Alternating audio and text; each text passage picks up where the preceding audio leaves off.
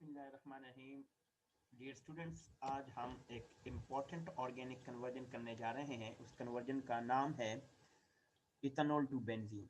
अगर हम organic conversion की बात करें तो ऑर्गेनिक कन्वर्जन के अंदर ऑर्गेनिक कन्वर्जन ये बहुत इम्पॉर्टेंट टॉपिक है, और क्योंकि बहुत ज़्यादा पेपर में आया हुआ इसलिए आज हम इसको डिटेल में डिस्कस करने वाले हैं। तो बेटा, इस टॉपिक का नाम है ऑर्गेनिक कन्वर्जन। ठीक है, तो इस ऑर्गेनिक कन्वर्जन में तो एक चीज़ आपके माइंड में होनी चाहिए कि ऑर्गेनिक कन्वर्जन के बहुत से रूल्स हैं। ज़रूरी नहीं है कि जो रूल्स मैं आपको बता रहा हूँ आप उसी पे करें।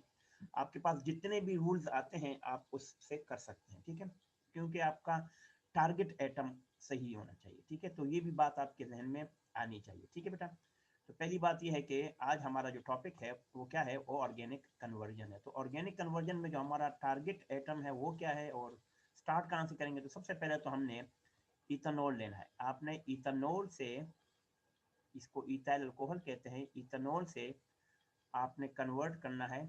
ठीक है, इथेनॉल से आपने बेंजीन में कन्वर्ट करना है। इथेनॉल से बेंजीन।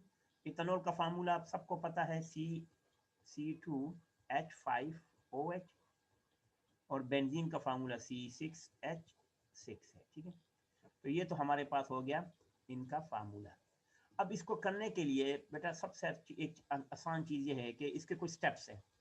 तो कुछ स्टेप्स से अच्छा है कि सबसे पहले तो आप इसका वाटर इसमें से रिमूव करेंगे तो फिर समझ आएगा। अगर ये फार्मूला मुश्किल है तो आप इसको एक और तरह का भी लिख सकते हैं, CH3CH2OH, और इसका लिखेंगे, जारी बात फार्मूला तो लिखा हुआ है तो स्ट्रक्चर लिख दें, ये भी ठीक है।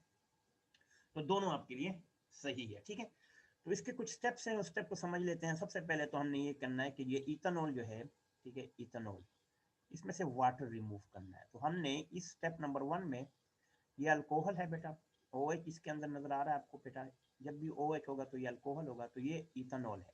ठीक है, हमने क्या करना है, इस इथेनॉल में से ये वाटर को रिमूव करना है। जब आप इस वाटर को रिमूव करेंगे तो ये बॉन्ड और ये बॉन्ड नीचे आकर यहाँ पर डबल बॉन्ड बना देंगे यहाँ पर। ठीक, ये कब होगा, जब आप इसके अंदर कंसंट्रेटेड H2SO4 डालेंगे।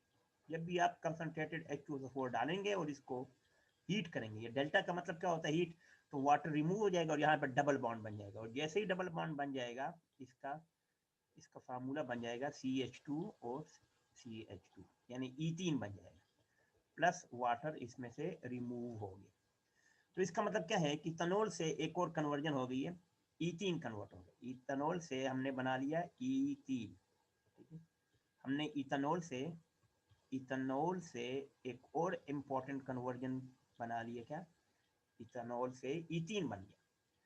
अब इसी इथेनॉल को अगर हम मजीद आगे जाएं बेटा, देखो, अब इसी ईथीन के हमारे पास जो टारगेट एटम है बेंजीन है, हमने इसको एक्टिवेट करना है। एक्टिवेट करने के लिए हम इसी ईथीन के अंदर, अगर आप गौर से देखें, ये ईथीन है। ठीक है, जब हम इसके साथ दो, अब देखो ये बेटा क्योंकि एक न्यूट्रल एटम बन गया, मॉलिक्यूल बन गया, क्यों बन गया बेटा, क्योंकि इसकी वैलेंसी पूरी है।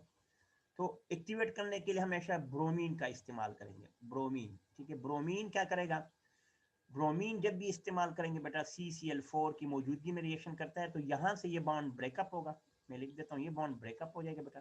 तो एक ब्रोमीन इस कार्बन पे आएगा और एक ब्रोमीन इस कार्बन पे आएगा। ठीक है, और हमेशा ये ब्रोमीन जब भी अटैच होता है ये अपोजिट डायरेक्शन में होते हैं। कैसे, अगर मैं ये सिंगल बॉन्ड बना दूं बेटा, ये देखें, ये आपने बहुत ख्याल रखना है, क्योंकि ये अक्सर स्टूडेंट इसमें मिस्टेक कर जाते हैं।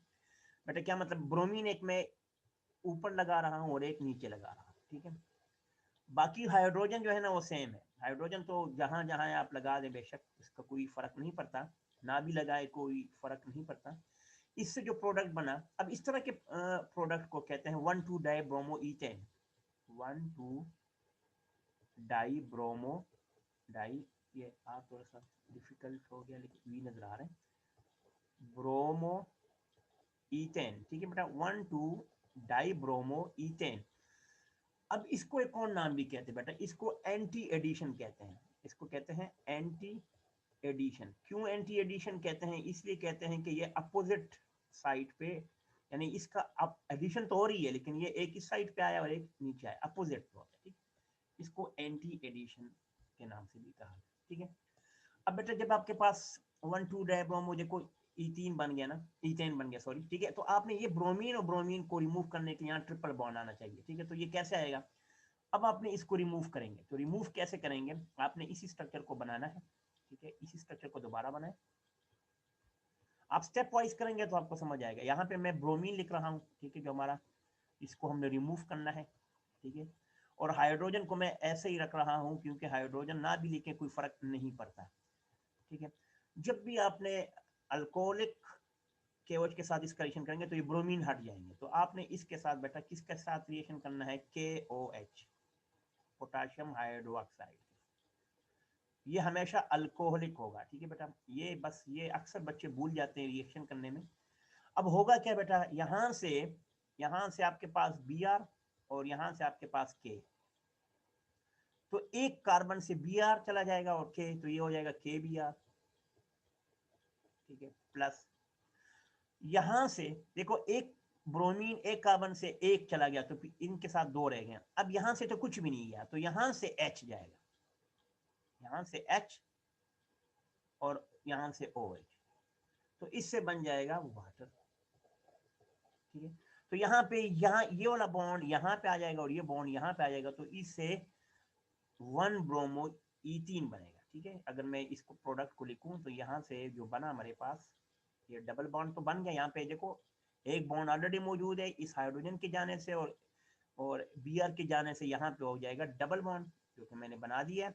बाकी एक पे ऊपर H और Br आ रहा है तो इसको एज इट इज लिखना है यहाँ पे ऐसे, और यहाँ पे H और H है तो इसको भी H और H की शक्ल में लिख देना, ये ले, ठीक है। ये तो इसमें तो हमने कुछ भी नहीं चेंज किया, ठीक है। अब आपने इसको साथ क्या करना है, इसमें से ये Br और ये H भी निकालना है, तो दोबारा KOH के साथ रिएक्शन करेंगे। तो दोबारा KOH के साथ रिएक्शन करने के लिए हमने क्या किया, अब आप देखिए बेटा, हमने Br को मैं लिख देता हूँ, जो हमने निकालना है उसको मैं व्हाइट से लिख रहा हूँ, और जो जो मैं लिख रहा हूँ उसको व्हाइट से, ठीक है। अब दोबारा KOH के साथ रिएक्शन करेंगे पोटेशियम हाइड्रोक्साइड अल्कोहलिक मीडियम के अंदर बेटा, अल्कोहलिक मीडियम के अंदर। फिर क्या होगा बेटा, गौर से देखिए, यहाँ से Br और यहाँ से K, तो ये दोबारा आपस में रिएक्ट करके KBr बना लेंगे प्लस, ठीक है। यहाँ से H और यहाँ से OH वाटर बना लेंगे, तो ये बॉन्ड और ये बॉन्ड यहाँ पर ट्रिपल बॉन्ड की शक्ल में बन जाएंगे, तो इससे बन जाएगा एसिटाइलिन, जिसको आप लोग इथाइन कहते हैं। तो यहाँ से एक और चीज बन गया है एसिटाइलिन, एसिटाइलिन, जिसको आप लोग एक और नाम भी कहते हैं, इथाइन के नाम से भी जानते हैं। तो इसका मतलब क्या है कि हमें तो एसिटाइलिन बन गया। अभी एसिटाइलिन को आप फर्दर बेंजीन में आसानी से कन्वर्ट कर सकते हैं, बहुत आसान से। कैसे करेंगे, आप एसिटाइलिन लेंगे बेटा, ठीक है, ये ले एसिटाइलिन ले लिया, इसकी कोशिश करें कि 3 मॉलिक्यूल्स लिखें, ठीक है। इसको पास करना है, पास थ्रू में लिख देता हूं, पास थ्रू। जब भी आप एसिटाइलिन को पास थ्रू हीटेड पाइप में से, हीटेड पाइप, ठीक है, हीटेड पाइप में से, कॉपर का है, red copper heart copper tube में से पास करेंगे तो ये डायरेक्ट बेंजीन में कन्वर्ट हो जाता है। दिस इज कॉल्ड बेंजीन, ठीक है, जो कि हमारा टारगेट कंपाउंड है, ठीक है। तो यहां तक तो मैंने आपको बता दिया, ये कुछ स्टेप है, ठीक है, जो कि हमने कर लिए हैं। इसको मैं थोड़ा सा रिवाइज करवा लेता हूँ दोबारा आपके लिए, ठीक है। सबसे पहले तो आपके पास एक स्ट्रक्चर है, और क्या है कि हमने कन्वर्ट क्या करना है। तो ये हमारे पास बेटा एक कंपाउंड है जो हमने अनऑर्गेनिक कन्वर्जन में चेक करना है, वो क्या है कि बेटा देखिए, सबसे पहले तो आपने क्या करना है, इथेनॉल से बेंजीन में कन्वर्ट करना है। दोनों के फार्मूले आमने सामने लेके, ताकि आपको याद रहे। सबसे पहले आपने इस इथाइल अल्कोहल में से वाटर को रिमूव करने के लिए आपने कंसंट्रेटेड H2SO4 के साथ रिएक्शन करना है, ठीक है। तो इससे क्या बन जाएगा, E3 बनेगा और वाटर रिमूव हो जाएगा। ये याद रखना, ये दोनों चीजें बहुत इंपॉर्टेंट है। अब जब आपके पास E3 बनेगा तो E3 क्योंकि न्यूट्रल है तो ब्रोमीन के साथ रिएक्ट करेंगे, ठीक है। तो ब्रोमीन क्या करेगा, इस बॉन्ड को ब्रेकअप करेगा, एक इस कार्बन के साथ अटैच रहेगा और एक इस कार्बन के साथ अटैच हो जाएगा, तो इससे बनेगा 1,2 डाइब्रोमो ईथेन बनेगा। इसको एंटी एडिशन कहते हैं। ये 2 स्टेप में होगा, तो मैंने जरा ओपन लिखा हुआ, वैसे एक ही स्टेप में ये हो जाता है, लेकिन आप इकट्ठे 2 स्टेप में लिखा करें। फिर दोबारा ये अल्कोहल, अब देखो यहाँ से जब होगा ना, अब ये और से देखें अपोजिट लग गया, तो इसमें ये करना है कि आप इसको इन दोनों स्टेप को इकट्ठा भी कर सकते हैं। 2 KOH लिख दिया तो 2 KBr 2 वाटर, और इस तरह निकलेगा, तो यहाँ से ये आपके पास रिएक्शन में क्या आ जाएगा, एसिटाइलिन आ जाएगा। तो एक दफा जब अल्कोहलिक मीडियम में KOH के साथ रिएक्शन करेंगे तो KBr और वाटर रिमूव हो जाएगा, तो इस बार ये बनेगा 1 ब्रोमो ईथीन बनेगा, ठीक है। और 1 ब्रोमो ईथीन के साथ जब दोबारा आपने क्या KOH के साथ रिएक्शन करेंगे तो इससे एसिटाइलिन होगा। एसिटाइलिन को रेड हॉट कॉपर ट्यूब में से पास करेंगे तो बेंजीन में कन्वर्ट हो जाएगा, ठीक है। तो ये तो बहुत आसान सा रिएक्शन है, अगर आपको नहीं समझ आ रहा तो यहाँ से भी आप बिल्कुल ईजी समझ सकते हैं। देखिए जरा, ये मैंने डायरेक्ट आपको बता दिया कि सबसे पहले तो आपने क्या करना है बेटा, सबसे पहले जो इजी करना है कि इथेनॉल में से आपने क्या करना है, ये कंसंट्रेटेड H2SO4 के साथ हीट करना है, ठीक है। तो इससे ईथीन बनेगा। अब ये ब्रोमीन है बेटा, ये एक ब्रोमीन इस कार्बन पे अटैक होगा और एक ब्रोमीन का इस कार्बन पे अटैक होगा, ये बॉन्ड ब्रेकअप हो जाएगा, तो इससे ये बनेगा, ठीक है। और ये एंटी एडिशन है। अब इसी के साथ अल्कोहलिक मीडियम और KOH के साथ जब रिएक्शन करेंगे, इसको भी हीट करना है अपने, तो एसिटाइलिन में कन्वर्ट हो जाएगा। और इसी एसिटाइलिन को जब आप किसी भी रेड हॉट कॉपर ट्यूब में से पास करेंगे तो बेंजीन का एटम मौजूद में आ जाता है। बहुत इजी सी कन्वर्जन है, इसकी आप प्रैक्टिस करेंगे, बार बार करेंगे, ठीक है।